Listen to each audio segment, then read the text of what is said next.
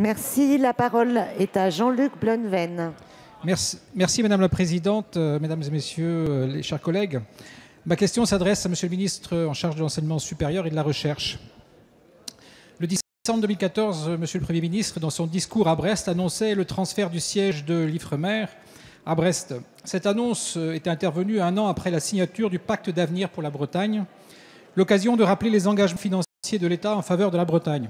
3 milliards sur les 6 prochaines années pour investir dans les 4 priorités identifiées sur notre territoire: les transports, l'enseignement supérieur et la recherche, la transition écologique et le développement des territoires. Cette visite s'inscrivait également dans le cadre de l'affirmation de Brest comme métropole à compter du 1er janvier 2015.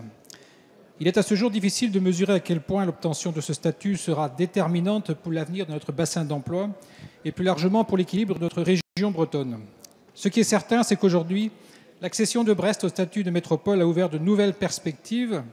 Elle participe pleinement aux côtés de l'État et de la région aux décisions se rapportant à la croissance économique du territoire et au soutien des filières d'avenir, génératrices d'emplois. Le Premier ministre a ainsi réaffirmé son souhait de voir Brest devenir un pôle mondial de la mer. Par son rayonnement, elle contribuera au développement et à la vitalité de l'ensemble de son bassin de vie. Et ça, c'est à la loi MAPTAM que nous avons ici même adoptée dans cet hémicycle. Le transfert du siège de l'Ifremer peut paraître symbolique, pourtant son implantation à Brest, à l'extrême ouest du pays, est un signal fort en termes d'aménagement du territoire. La semaine dernière, les élus du conseil d'administration de l'Ifremer ont voté en faveur du transfert du siège d'Issy-les-Moulineaux à Brest. Lundi dernier, le Conseil d'État a rejeté le recours formulé par plusieurs syndicats contre le discours du Premier ministre du 18 décembre 2014. La situation des agents de l'Institut doit bien entendu faire l'objet d'un examen particulièrement attentif. Néanmoins, politiquement comme juridiquement, plus rien ne semble s'opposer à ce transfert. Aussi, Monsieur le ministre, pouvez-vous réaffirmer pleinement la volonté du gouvernement et nous apporter des éléments sur ce dossier? Merci. Merci. La parole est à Thierry Mandon, secrétaire d'État chargé de l'enseignement supérieur et de la recherche. Merci, monsieur le député Blunven.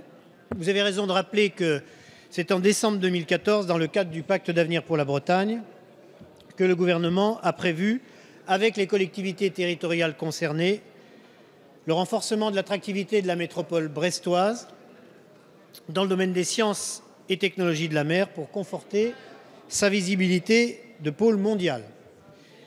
Ce projet de renforcement prévoyait 2 projets. D'une part, la modernisation d'un certain nombre d'équipements au service de l'activité océanographique menée par les équipes scientifiques de l'Ifremer et d'autre part, le transfert du siège social de l'Ifremer sur le site de son établissement actuel de Brest, Plouzané. Je tenais à vous affirmer de la manière la plus nette que depuis les décisions tant du Conseil d'État que du Conseil d'administration de l'Ifremer ces derniers jours, ce projet peut désormais entrer dans une phase active de mise en œuvre et que l'État, bien évidemment, soutiendra pleinement l'Ifremer dans la réalisation de ce plan. Ainsi, il assure que les financements de cette opération seront pris en charge sans faire appel aux moyens budgétaires courants de l'établissement.